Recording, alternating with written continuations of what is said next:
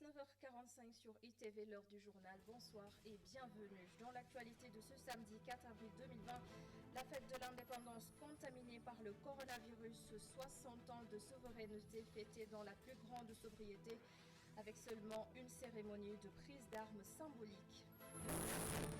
Le bilan du coronavirus fait état de 12 nouvelles contaminations ce samedi. Le Sénégal a enregistré son deuxième cas de décès la nuit dernière. Une femme âgée d'une cinquantaine d'années et à ce jour, 144 patients sont encore sous traitement et le reste de cette édition sera entièrement consacré au Covid-19 ici et ailleurs.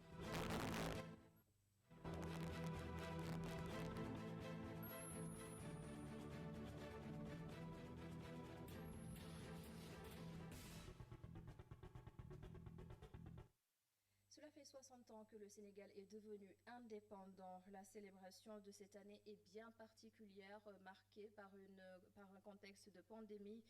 Un contexte, en raison de cette crise, le chef de l'État a seulement présidé ce matin au palais une cérémonie sobre de levée des couleurs. Et ce contexte de pandémie pourrait peut-être servir de socle pour renforcer la cohésion sociale. Un point de vue exprimé par le secrétaire à l'organisation des porteurs de pancartes, Amadou Barodjen, qui répond à Amagoro Bernian. Nous avons eu beaucoup de problèmes parce qu'on a été indépendant sans avoir l'économie de notre indépendance en main. Mais la bataille a continué à se faire pour aboutir à ce jour d'aujourd'hui. Et ce que nous amène à réfléchir sur l'indépendance nationale. Parce que 30 ans après l'indépendance, nous sommes arrivés avec le coronavirus. Le coronavirus peut être salutaire après pour nous, parce que ça nous rend plus conscients, plus décisifs et plus déterminants. C'est pourquoi nous avons de l'espoir qu'après cette maladie terrible, nous arriverons à nous entendre tout le monde. Je vous propose à présent de revisiter l'histoire de la place de l'Indépendance. Le gouverneur Pinet-Laprade l'avait baptisée place Protet en 1863. Le cours d'histoire avec Amagoro Bernian. Baptisée place Protet par le gouverneur Pinet-Laprade en 1863 et inaugurée en 1929, la place de l'Indépendance fait partie des lieux témoins de l'histoire de notre nation. Son nom remonte au 23 mai 1863 au cours d'une séance du conseil privé dirigé par le gouverneur d'alors. C'est également sur cette place que se rassemblent des milliers de Dakarois dans la nuit du 19 août 1960, après la tentative de coup d'État qui est à l'origine de l'éclatement de la Fédération du Mali. À la fois mythique et stratégique, la place de l'Indépendance va aussi abriter à plusieurs reprises des cérémonies de prise d'armes du 4 avril, fête de l'Indépendance.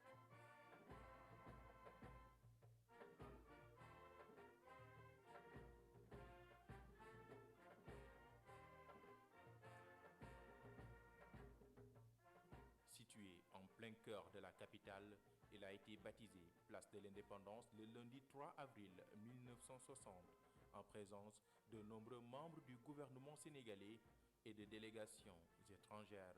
Un nom bien choisi puisque le site a été par 2 fois un lieu témoin de la conquête de l'indépendance du Sénégal. Merci beaucoup Amagor Bernian. En hommage au Sénégal qui fête ses 60 ans d'indépendance aujourd'hui, la Burj Khalifa à Dubaï a été illuminée aux couleurs du Sénégal, comme vous le voyez sur ces images. Ce gratte-ciel est devenu en 2008 la plus haute structure humaine jamais construite. Le point du jour à présent, coronavirus. Nous avons 12 nouveaux cas confirmés ce samedi, 2 décès enregistrés à ce jour. Après Pape Diouf, en début de semaine, une dame d'une cinquantaine d'années a succombé à l'infection la nuit dernière à Fannes. 144 patients sont encore sous traitement. Tout de suite, les précisions du ministre de la Santé, Abdoulaye Diouf Sarr. Hier, vendredi 3 avril 2020, à 20 h, le Sénégal a enregistré son second cas de décès lié au Covid-19. Il s'agit d'une Sénégalaise âgée de 58 ans qui était hospitalisée au service des maladies infectieuses et tropicales de Fann.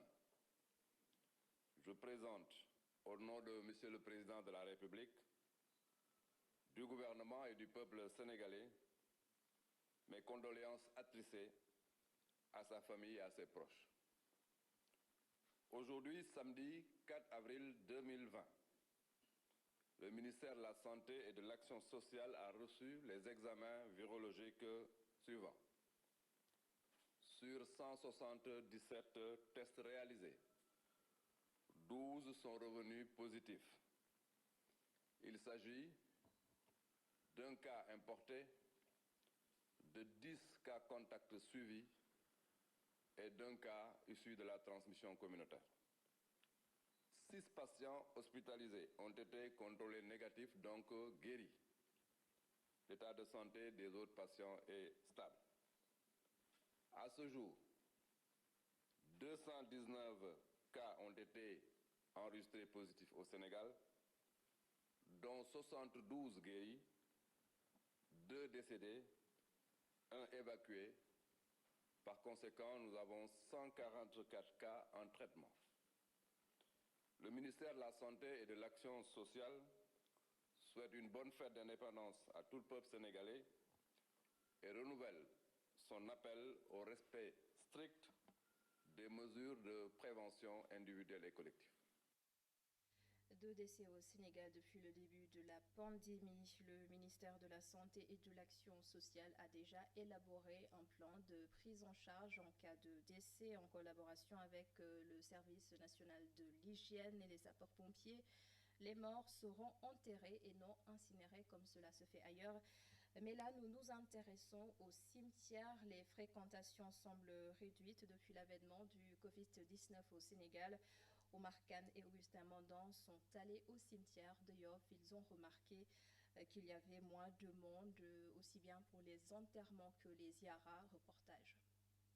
Les comportements des Sénégalais ont changé jusque dans les cimetières. Là où des centaines de personnes venaient assister à un enterrement, désormais ils ne sont plus qu'une dizaine à venir accompagner leurs morts. Idem pour les recueillements. Quand il y a un enterrement, c'est au moins une dizaine, une quinzaine, maximum vingtaine de personnes qui viennent pour l'inhumation. Et bon, voilà, ça c'est déjà un grand pas. Quand il s'agit de la prière mortuaire maintenant, on respecte aussi la distance d'1 mètre pour chaque Alors on est obligé de faire plusieurs rangées pour que, comme ça, que les personnes qui viennent pour la prière mortuaire ne soient pas très serrées, quoi. Mais ici, les activités ne sont pas à l'arrêt. Tous les jours, ils continuent d'effectuer des toilettes mortuaires et d'enterrer des corps. Les quelques informations qu'ils ont des personnes décédées leur sont fournies par le permis d'enterrer qui ne précise nullement la nature de la maladie, le cas échéant qui a emporté la personne. Nos attributions, c'est de recevoir les permis d'inhumer. Maintenant, la personne est décédée, le cas est décédé de la personne, on ne peut pas le savoir. Sur le permis d'inhumation, il n'est écrit nulle part qu'il est décédé de coronavirus, des suites d'une maladie en général. Voilà, de mort naturelle. Pape Diouf, la première personne décédée du coronavirus au Sénégal, a été enterrée ici au cimetière de Yoff avec une bonne présence de la police, des sapeurs-pompiers et du service. Dans de pareilles circonstances, l'islam recommande de suivre les consignes des médecins si la dépouille présente encore un risque de contagion. Les explications de l'imam Ahmadou Martar, Kanté au micro de Omar Kane. Il faut faire en sorte que la famille qui vient constater le décès respecte les préconisations médicales. Un petit nombre, être équipé, etc. Et pour ce qui est du lavage et tout, si c'est possible de le faire selon les préconisations médicales, on le fait. Si ce n'est pas possible, on peut se limiter à verser de l'eau sur tout le corps. Ça suffit. Si même cela n'est pas possible, on fait le tayammum, ce qu'on appelle les ablutions sèches, le tim, juste le visage et les mains. Et même si ça, c'est compliqué de toucher directement le corps parce qu'il contamine, on peut surseoir à tout cela, comme je l'ai dit tout à l'heure, avec la règle qui nous dit que les interdits sont levés quand il y a des nécessités.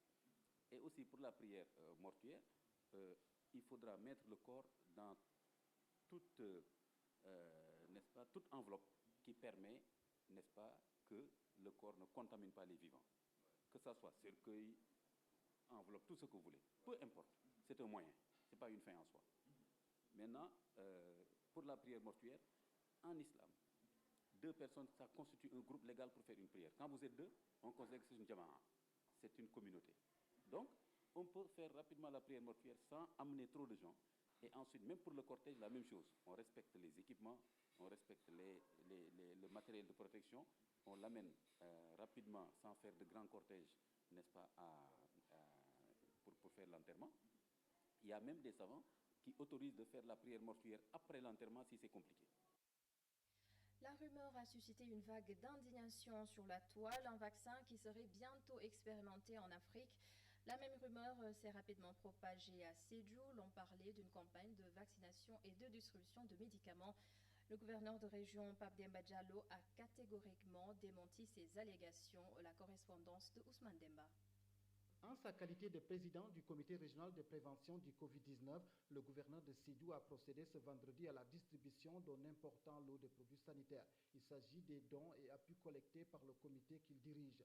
Nous avons eu à cibler des personnes âgées, des personnes vivant avec le VIH, l'association des veuves, les imams et oulémas, les chefs de village. C'est pour un peu que cet appui, que ça puisse aller jusqu'au niveau local. Papa Demba Diallo a profité de cette cérémonie de distribution pour apporter des éclairages sur une vidéo qui circule sur la toile et faisant état d'une campagne suspecte de distribution de médicaments à Pakao Sumbundu, un village de l'arrondissement de Djendé. Il faut dire que c'est une vidéo qui a été prise avant le 23 ou le 22 février 2020 au niveau du village de Sumbundu Pakao. Après vérification, il se trouve que depuis 2014, ces blancs qui viennent sont des partenaires du village et chaque année, ils viennent pour apporter du matériel didactique aux élèves et aussi des kits d'accouchement pour la case de santé et des compresses, des bétadines, n'est-ce pas, des bandes collantes et des pâtes dentifrice et des brosses. La région de Sédhiou n'a pas encore enregistré de cas positifs. Toutefois, le comité de prévention reste sur ses gardes pour prévenir une pandémie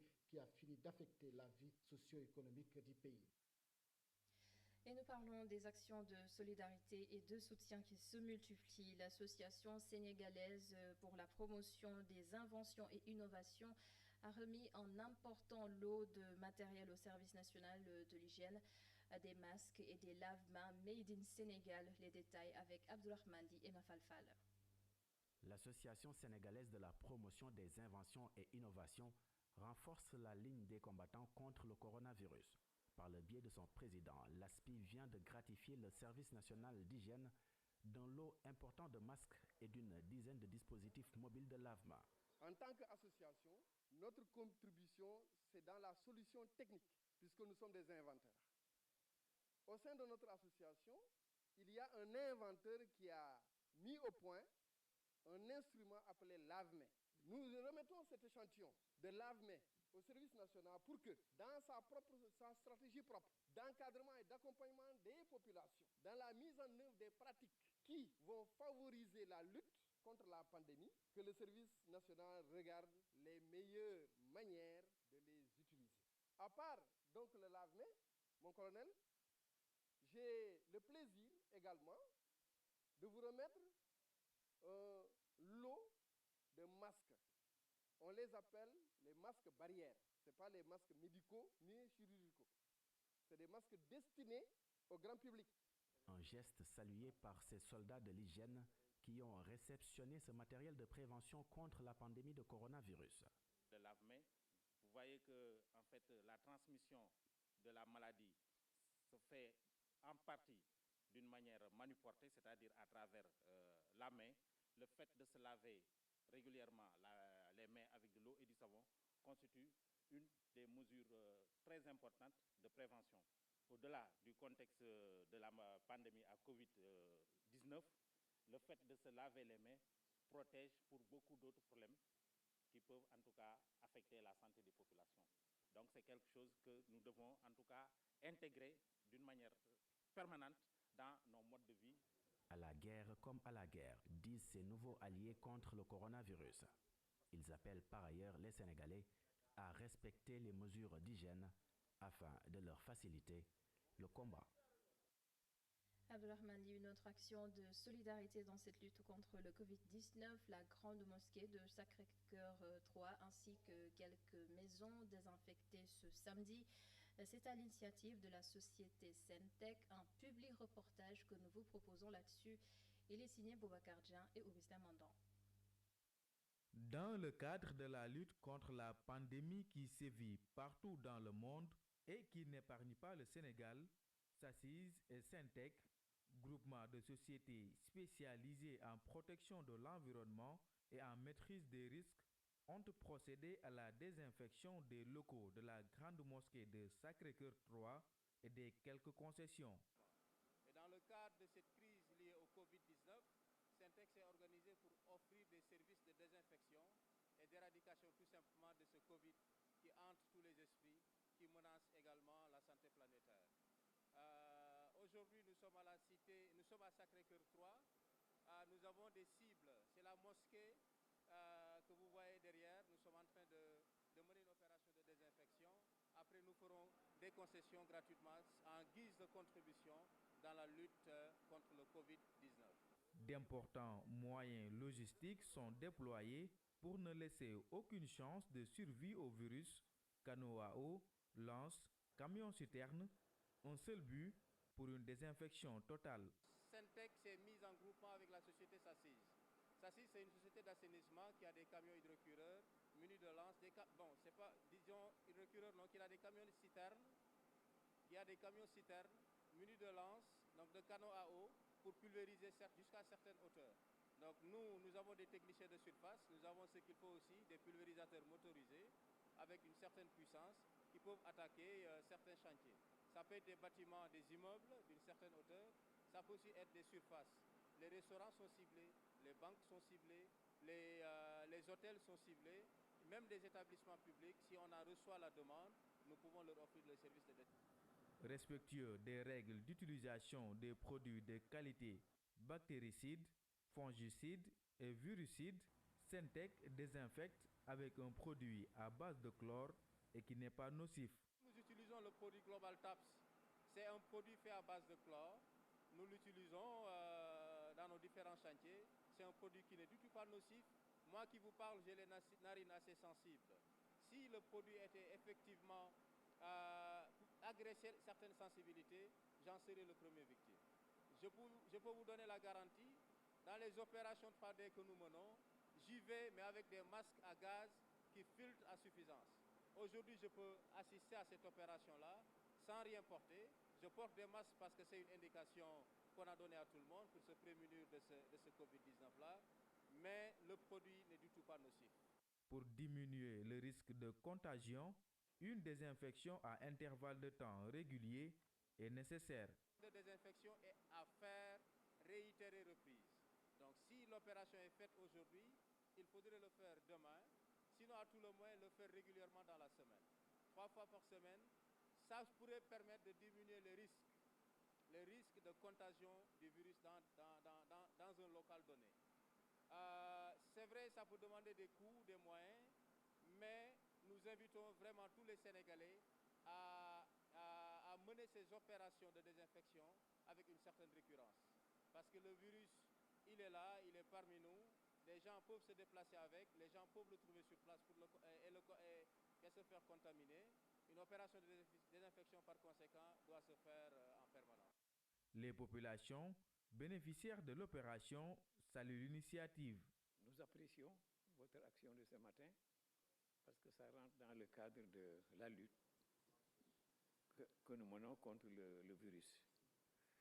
Donc, c'est toute la cité qui applaudit. Quelque chose que nous saluons à tout point de vue, dans la mesure où, selon notre chère religion qui est l'islam, la propreté occupe une place assez importante.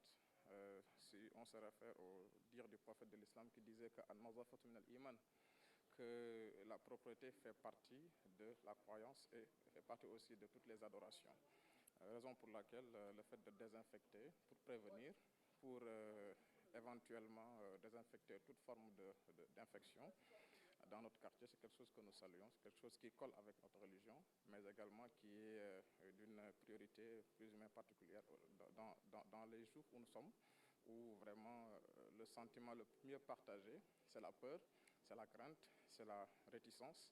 Et je crois que c'est quelque chose que nous saluons en tant qu'imam, mais aussi en tant que partenaire au développement.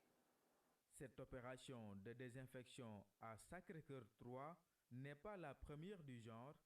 La cité Cœur d'Amel, la cité Wardini et même des garderies d'enfants ont bénéficié des services de Syntec gratuitement. Tout cela dans le cadre de la lutte contre le Covid-19. Merci Boubacar Dieng. Comment évolue la Covid-19 dans le nord du Sénégal? Momar Alice Nyon nous fait le point depuis Saint-Louis. Bonsoir Momar Alice.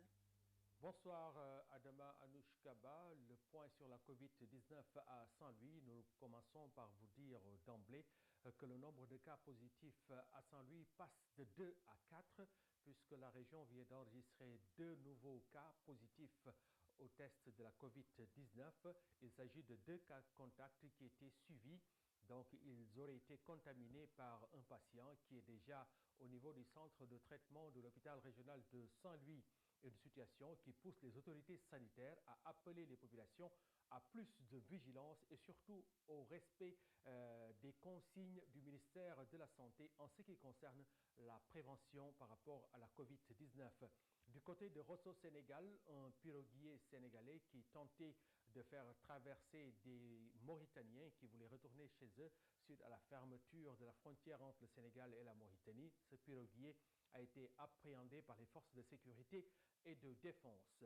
Et nous reparlons de Saint-Louis par rapport à cette visite que vient de mener la directrice générale des établissements de santé publique, Dr Fatoumba Silla, en compagnie d'une forte délégation, a réuni l'ensemble des directeurs des hôpitaux de Louga, Matam et Saint-Louis. Il s'agissait pour elle de s'enquérir des dispositions prises au niveau de ces centres hospitaliers et surtout au niveau du centre de traitement qui se trouve à Saint-Louis. Elle en a profité pour avoir une idée sur le nombre de lits disponibles. À l'issue de cette visite, elle s'est dit très satisfaite par rapport à ce qu'elle a vu. Nous parlons également de cette bande de malfrats à Damanouchka, une bande qui, au moment où les honnêtes citoyens dormaient chez eux ou bien étaient tout simplement confinés, cette bande se livrait à des actes de vandalisme et surtout à des braquages où il y a eu des vols qui ont été perpétrés. Eh bien, cette bande a été mise hors d'état de nuire par les hommes du commissaire central de Saint-Louis. Au moment où nous vous parlons, ils sont entre les mains des limiers. Voilà en somme, Adama Alouchka, tout ce qu'on pouvait retenir sur la Covid-19 ici à Saint-Louis du Sénégal.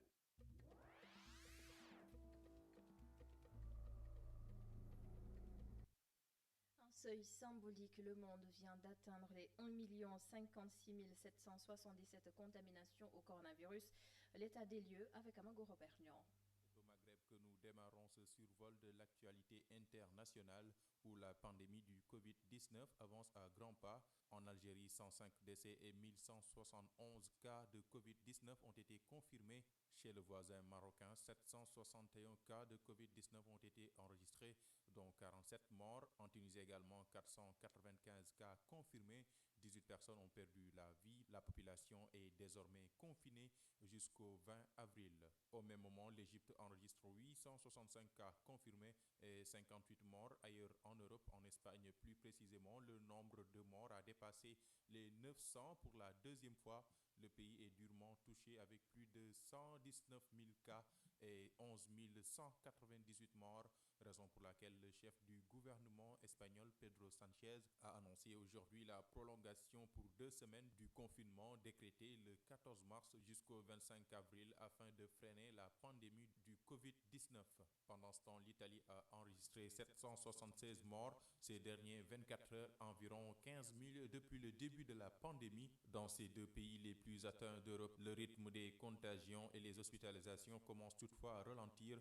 Un peu plus au nord, en France, 6 507 décès et 64 338 cas confirmés, ont été enregistrés depuis le début. Ces derniers 24 heures, 5233 nouvelles personnes ont été testées positives. 588 nouveaux décès ont été comptabilisés en une journée. 6662 personnes sont actuellement hospitalisées en réanimation. De l'autre côté de l'Atlantique, le coronavirus ne cesse de se propager. Les États-Unis également sont devenus l'un des épicentres de la pandémie. On y dénombre 275 586 cas et 7 087 morts. Aujourd'hui, dans la mi-journée, 1169 morts y ont été enregistrés, soit le pire bilan quotidien jamais observé dans le monde depuis le début de l'épidémie. En Chine, le confinement est progressivement levé pour la population de la province de Hubei. À Wuhan, berceau du Covid-19, les Chinois devraient pouvoir se déplacer à partir du 8 avril. Cependant, la découverte de cas dans la province du Henan fait craindre une deuxième vague épidémique. Le bilan officiel chinois fait état de 3 326 décès et 81 639 infections. Toujours en Chine, les drapeaux ont été mis en berne et toute forme de divertissement suspendu. 3 minutes de silence ont été observées à 10h, heure de Pékin, pour rendre hommage aux victimes du Covid-19, dont les médecins et le personnel de secours en première ligne dans la lutte contre l'épidémie. Et selon le dernier comptage de l'agence France-Presse, plus d'1 million de personnes ont été testées positives au nouveau coronavirus dans le monde, une fraction du nombre réel de malades puisqu'un grand nombre de pays ne testent que les cas graves. 55 092 sont décédés dans 180 pays.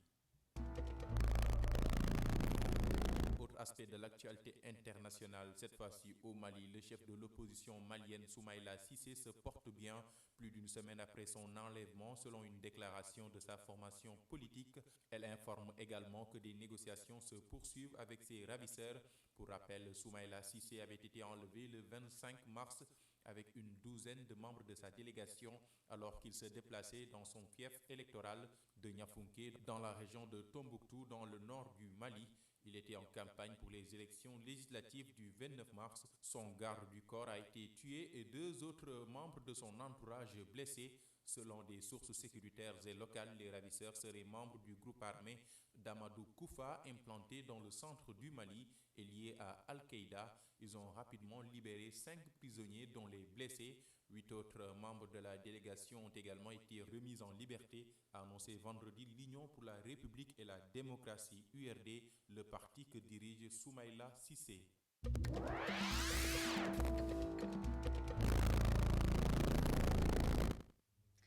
Merci beaucoup Amago Robernian pour ce round-up international. Avant de vous quitter, nous sommes samedi et Boubacar Diallo a concocté quelque chose de spécial pour vous, téléspectateurs de ITV. Bonsoir Boubacar. Bonsoir Adama, quel plaisir de vous revoir sur ce plateau du journal. Ça va, tout se passe bien pour vous?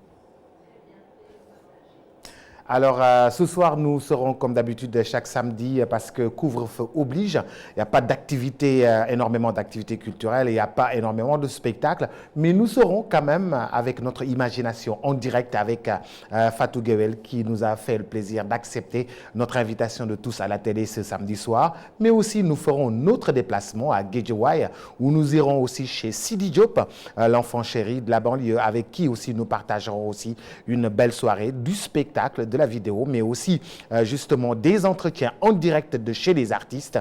Ce sera tout à l'heure, mais avant bien sûr tous à la télé, ce spécial avec Fatou Guewel et Sidi Diop. Nous serons aussi en compagnie des équipes de dérapage. Nous attendons notre belle série qui fait des émules et encourageons aussi l'ensemble des acteurs et aussi notre très cher réalisateur Lahatouane. Adama Anouchkaba, merci et bonne soirée. Bonne soirée à vous, Boubacar Diallo. Une soirée qui s'annonce colorée sur ITV. Restez avec nous et ne la manquez surtout pas. C'est la fin de ce journal.